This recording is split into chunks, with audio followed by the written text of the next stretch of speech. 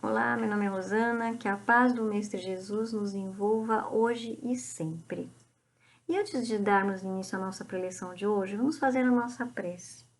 Então vamos procurar nos acomodando confortavelmente em nossas cadeiras, em nossas poltronas, onde quer que estejamos. E vamos procurar relaxar, tranquilizar o nosso coração, a nossa mente. Se possível, vamos fechar os nossos olhos. Esse simples ato de fechar os olhos que nos distancia do mundo exterior e nos conecta ao mundo de dentro. Esse lugar onde podemos conversar com Deus. Vamos lá? Então vamos fechando os nossos olhos, sentindo a nossa respiração, relaxando o nosso corpo físico, tranquilizando a nossa mente, serenando o nosso coração, respirando profundamente. Agora, ao expirarmos, vamos imaginar que estamos entregando nas mãos de Deus todos os nossos problemas, confiando que no tempo certo e da melhor maneira possível, tudo será resolvido. Confiando em Deus, tendo fé de que Ele será esse farol na nossa vida, nos indicando o caminho. Agora vamos receber de braços abertos o nosso anjo protetor, o nosso amigo espiritual, o nosso mentor individual. Ele que nos acompanha por toda a nossa jornada, desde o nosso nascimento, nos amparando, nos protegendo, nos intuindo. Esse amigo querido que torce por nós, que acredita em nós. Vamos pedir a Deus que o abençoe e o proteja em sua caminhada. Agora vamos agradecer ao Centro Espírita Mansão da Esperança, que nos abriu essa oportunidade de estarmos aqui para refletir sobre os ensinamentos de Jesus. Vamos saudar ao mentor espiritual da casa, ao dirigente espiritual deste trabalho, e todos aqueles que auxiliaram e permitiram que nós estivéssemos hoje aqui. E assim, mais equilibrados, vamos galgando as esferas celestes em direção à Mãe Maria, nossa Mãe querida, que nos ama incondicionalmente. Agradecendo a ela por todo o amor, por todo o amparo, por toda a proteção, que nos acolhe em momentos de aflição. Vamos pedir a ela que nos cubra com seu manto de luz e que nos pegue pela mão e nos leve até seu Filho Jesus, nosso Mestre, nosso amigo, nosso irmão, a quem agradecemos por todos os ensinamentos, por todo o amor, por tudo que Ele nos deixou em sua passagem aqui na Terra. E pedimos a Ele que nos leve até ao Pai, esse Pai de amor e bondade, a quem agradecemos por tudo que somos e por tudo que temos, com a prece que Jesus nos ensinou. Pai nosso que estais nos céus, santificado seja o vosso nome, venha a nós o vosso reino, seja feita a vossa vontade, assim na terra como no céu.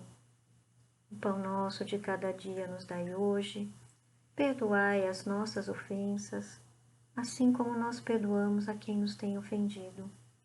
Não nos deixeis cair em tentação e livra-nos de todo o mal, que assim seja, graças a Deus. E agora vamos à nossa preleção de hoje, que está no capítulo 4 do Evangelho segundo o Espiritismo, que diz que ninguém poderá ver o reino de Deus se não nascer de novo.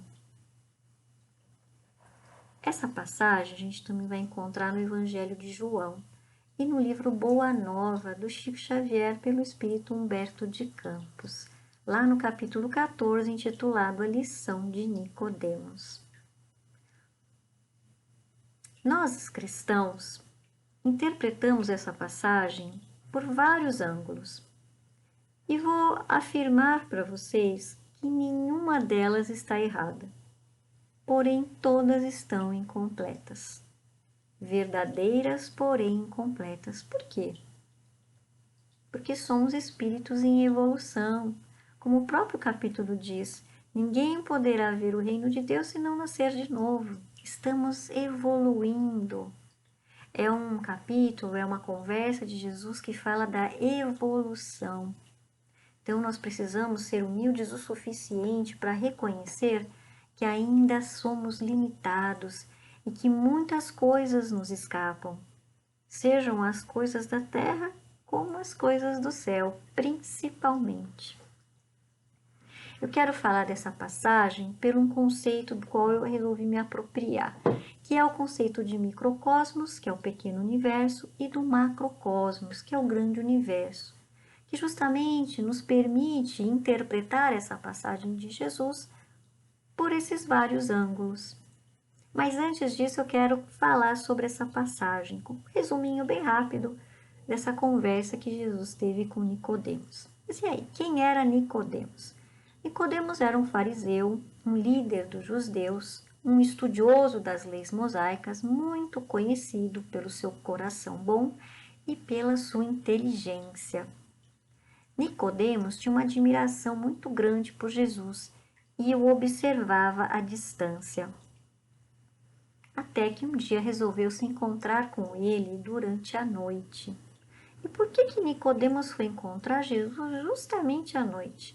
Porque ele tinha medo. Jesus era um homem que representava a mudança, representava a boa nova.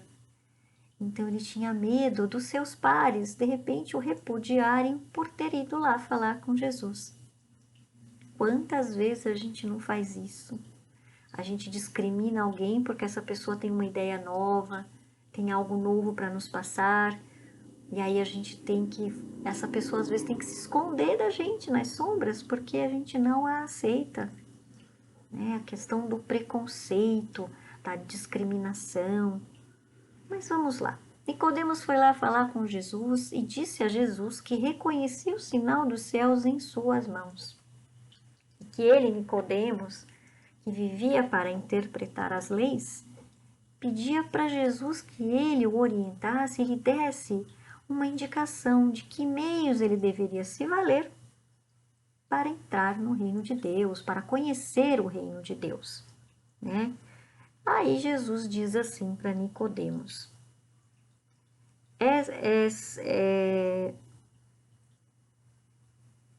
primeiro que tudo, Nicodemos, não basta que tenhas vivido para interpretar as leis.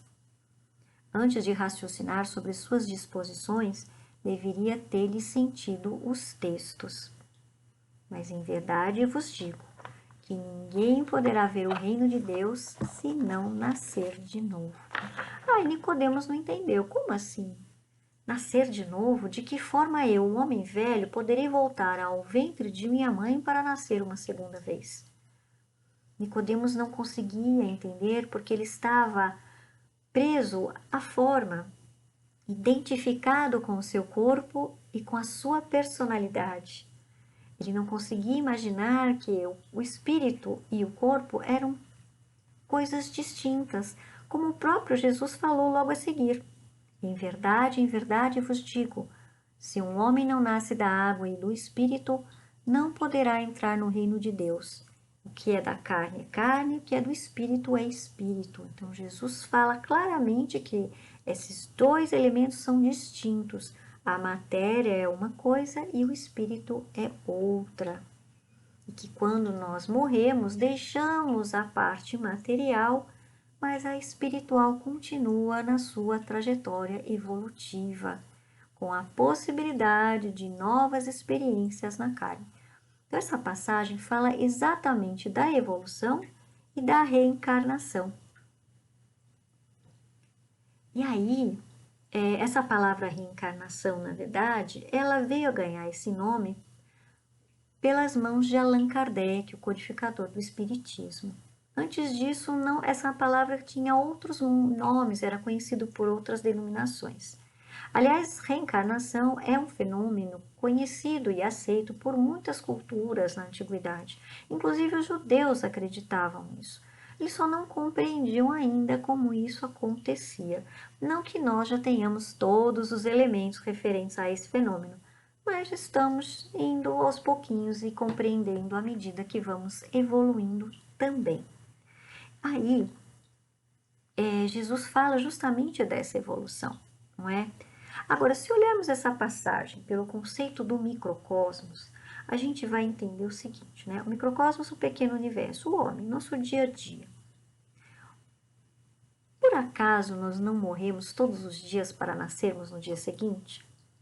O dia morre e nasce no dia seguinte, nos oferecendo novas oportunidades de experiências. Esse é um modo mais poético de falar da vida.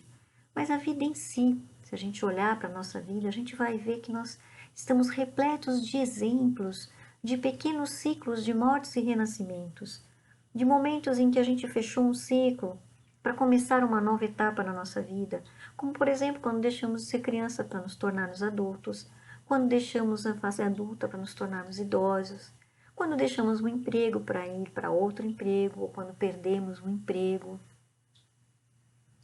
Em algum momento, a vida nos obriga a fazer escolhas, a tomar decisões, a abandonar o velho para que o novo possa entrar na nossa vida.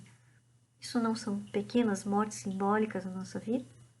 Algumas pessoas passam por momentos de crises muito poderosas que as transformam para sempre, como por exemplo a perda de alguém ou mesmo uma doença. Isso são crises, são pequenas mortes que estão fechadas, enquadradas nesta experiência de vida. Esta vida, como a conhecemos, de fato, ela é única. Ela tem começo, meio e fim. E ela nos oferece uma série de experiências para a nossa evolução. Mas uma única vida será suficiente para conquistarmos o reino de Deus? Como é que podemos chegar ao reino de Deus buscando a perfeição quando morremos tão imperfeitos? Um pouco difícil, não é? De pensar assim. Se a gente parar para pensar, será que a nossa bagagem em uma única vida é suficiente para ganharmos o céu? Ou então o inferno?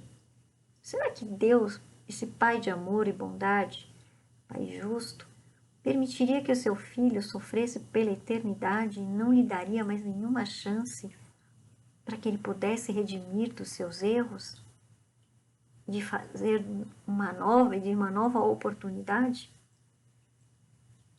Acredito que não, né? Pelo menos é assim que eu vejo Deus, um ser de amor e de bondade.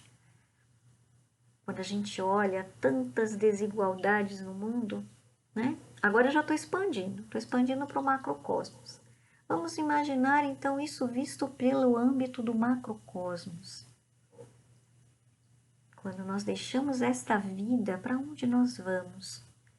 Com essa malinha pequena de uma vida de talvez 90 anos, 40, 5 dias, qual é o critério que Deus se utiliza para distribuir cada um de nós no planeta? É aleatório? É sorte? Como o próprio Einstein dizia, Deus não joga dados. Sorte não existe. Aquilo que chamamos de sorte é mérito, é o resultado de um esforço que aquela pessoa fez, seja nesta vida ou em outra, não importa. Nada nos cai no colo por acaso. Então, questão de sorte não existe. Existe sim recompensa, existe mérito. Então, vamos pensar sobre isso. Será que uma vida só é suficiente para a gente ganhar esse céu que a gente tanto quer?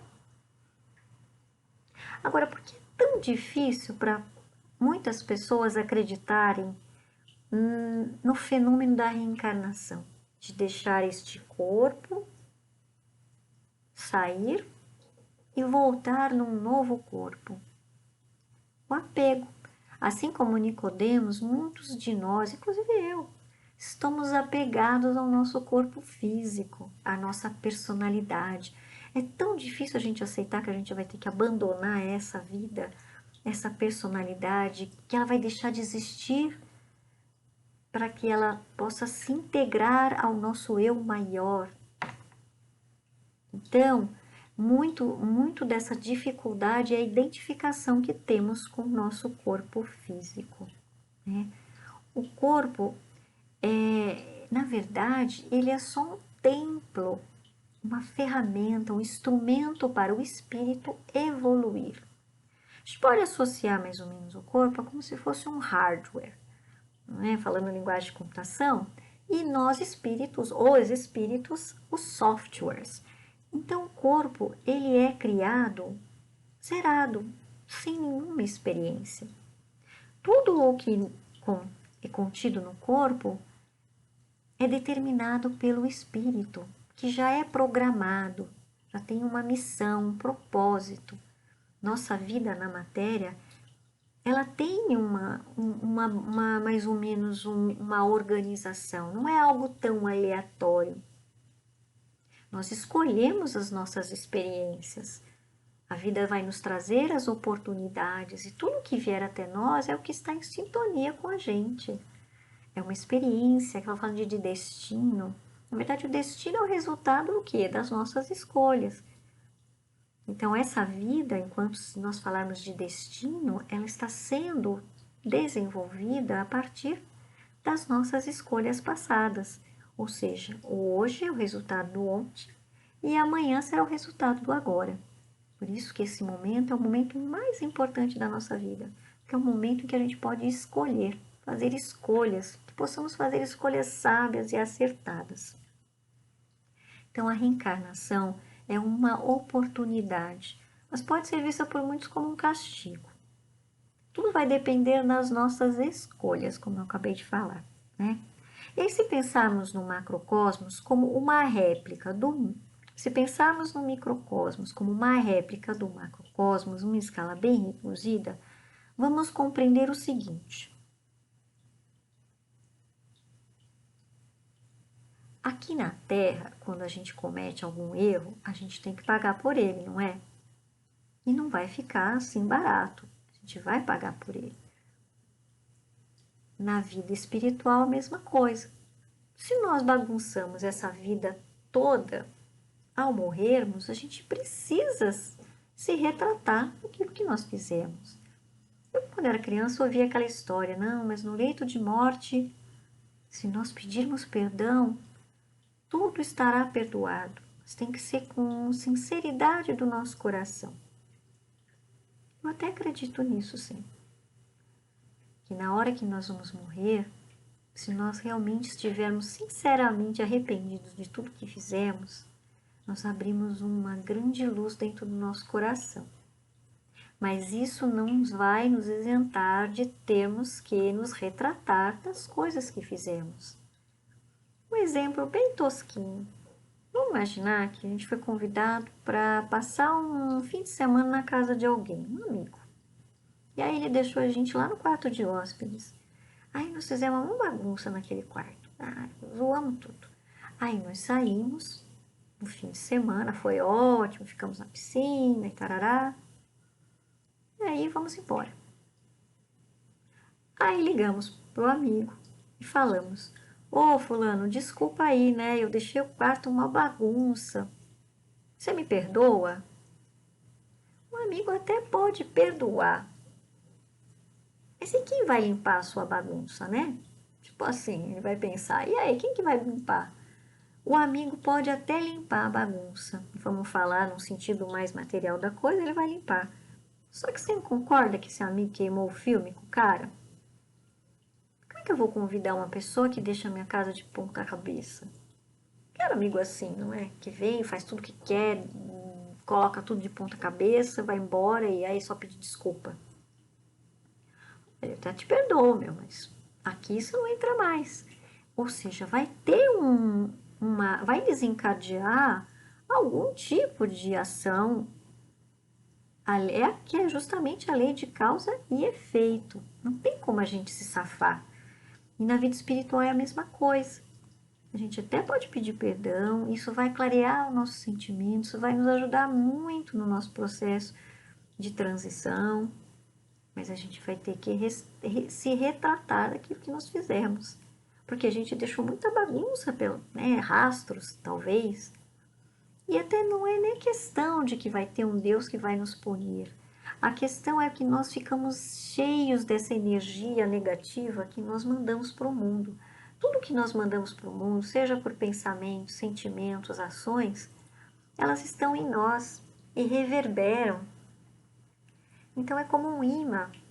Para que a gente mude, transforme, a gente tem que começar a se transformar de dentro para fora. À medida em que a gente começa a melhorar os nossos pensamentos, os nossos sentimentos, as nossas atitudes, a gente vai limpando essas cascas ruins, negativas, que atraem coisas ruins.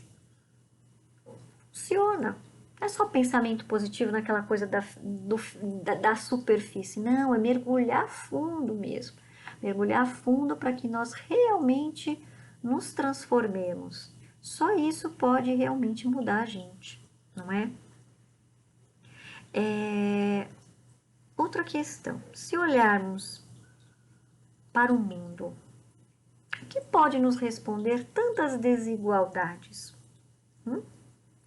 Será que Deus, esse Pai tão cruel?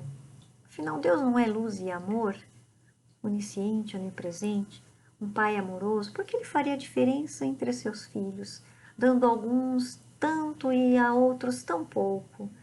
Outros em doenças, outros em guerras, alguns com 90 anos de vida, 80, 70 e alguns 5 dias. Qual é o critério de Deus, se não algo lógico e totalmente articulado para nos ajudar a evoluir? Essas diferenças ficam muito claras à luz da reencarnação. Deus não castiga os seus filhos, todos nascidos e gerados da mesma fonte. O nosso próprio princípio divino é que irá buscar a retratação, não Deus. Deus não castiga a gente. Somos nós que vamos buscar, somos nós que pedimos a oportunidade. E ela nos é dada, justamente porque, enquanto espíritos, temos a consciência dessa necessidade de termos uma nova oportunidade para nos retratarmos. Às vezes até para completarmos coisas que deixamos para trás incompletas. Tantas histórias, milhares, bilhões de histórias, não é? Se olharmos bem, uma única vida é muito pouco para conquistarmos, como eu disse, essa graça de sermos perfeitos quando morremos tão imperfeitos. O nosso corpo é o nosso templo temporário, há uma casa que habitamos por um determinado período, em uma determinada época, com o objetivo de evoluirmos. Então, vamos lembrarmos disso, que essa vida, como nós a conhecemos, ela é única. E aí, estamos nos apropriando dela devidamente, aproveitando todas as oportunidades que a vida nos dá para crescermos? Ou estamos amarrando o burro lá e ficando quietinho, teimando em continuarmos nas nossas caixas, fechadinhos? Transformar dói, mudar, transformar dói, porque a gente tem que mergulhar lá fundo dentro da gente, em um monte de coisas que a gente não quer resolver, a gente não quer entrar em contato. Mas é importante entrar em contato com o nosso eu mais profundo, com as nossas dores, os nossos sentimentos. Só isso que vai nos ajudar a evoluir. E liberar os ranços, os rancores, os ressentimentos, as mágoas. A gente precisa liberar isso. Mas para isso a gente tem que olhar para dentro de nós. E aí, estamos aprendendo a nos amar mais e com isso aprendendo a amar mais o outro e ao mundo ao nosso redor? Vamos nos perguntar: qual a qualidade do pensamento e dos sentimentos que eu mando para o mundo? E o que eu estou plantando no meu jardim? E o que eu estou ajudando o vizinho a plantar no jardim dele? Tá legal? Tá legal? Como é que tá? Perguntas que a gente tem que fazer para a gente e responder à medida das nossas possibilidades. Tudo isso que eu falei para vocês, na verdade, não importa se você acredita ou não em reencarnação. O importante é nós nos apropriarmos desta vida. E como o próprio Chico Xavier falou, quando ele foi indagado sobre provações futuras, vidas passadas, ele disse assim: não importa, o que importa é esta vida e ela já dá muito trabalho. Então, o importante é a gente não ficar preso na ideia, o que que eu fui lá atrás, o que que eu fiz, o que eu deixei de fazer, o que será que eu vou ser na próxima? Isso não importa, o importante é o agora, a gente tem que aproveitar esse momento e nos utilizarmos de todos os recursos que esta personalidade e esta vida, que jamais irá se repetir novamente, para evoluirmos, não é? Então vamos lá, vamos fazer a nossa parte para que nós possamos evoluir. O que a gente pode fazer, né? O que depende de nós? Vamos começar a mapear isso na nossa vida? O que vocês querem mudar? O que nós queremos mudar na nossa vida? O que nós precisamos para sermos mais felizes? E que possamos ajudar também o mundo ao nosso redor a ser mais feliz, construindo assim um planeta de regeneração, que é o que todos nós queremos, um planeta onde possamos viver em paz, no amor, sem guerra, sem dor, sem doença, não é? Então é isso. Agora vamos fechando os nossos olhos para fazermos as nossas vibrações. E vibrar é irradiar amor, irradiar o que temos de melhor. E vamos sentindo que do centro do nosso cardíaco, nosso peito, irradia uma luz brilhante, forte, potente, envolvendo assim todo o planeta Terra. Esse amor que nós temos por ele, por essa casa que nos acolhe, que possamos cuidar dela, o nosso lar de tantas vidas, que possamos cuidar dela assim como ela cuida de nós. Vamos vibrar por todos os países, pelos dirigentes de todos os países, por todos os locais onde se encontram guerras, conflitos, catástrofes naturais. Vamos vibrar por essas pessoas, que elas possam receber um bálsamo, um alívio para as suas dores, que elas sintam dentro dos seus corações a luz da esperança, o toque de Deus, para que possam acreditar em dias melhores e na oportunidade que elas têm para evoluir neste momento.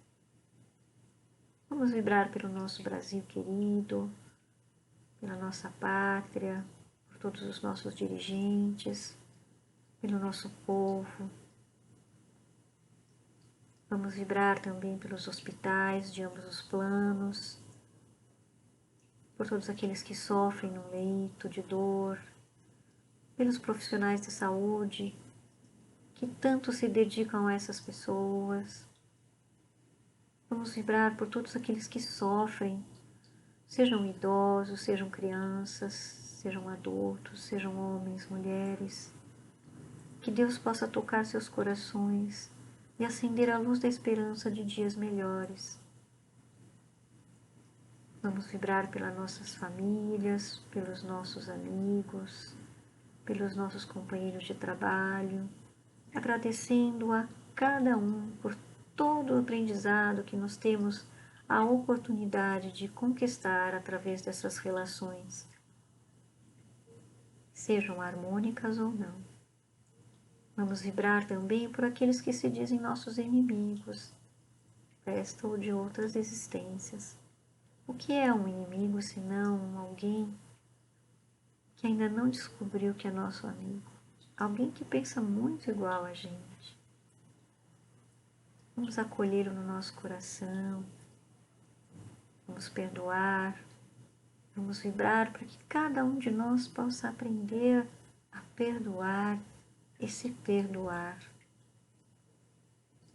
E assim pedimos permissão a Deus para vibrarmos por nós mesmos e deixamos uma vibração em aberto, depositando nela todo o nosso amor, para que a espiritualidade possa conduzir essa energia, essa vibração de amor, aonde ela mais for necessária.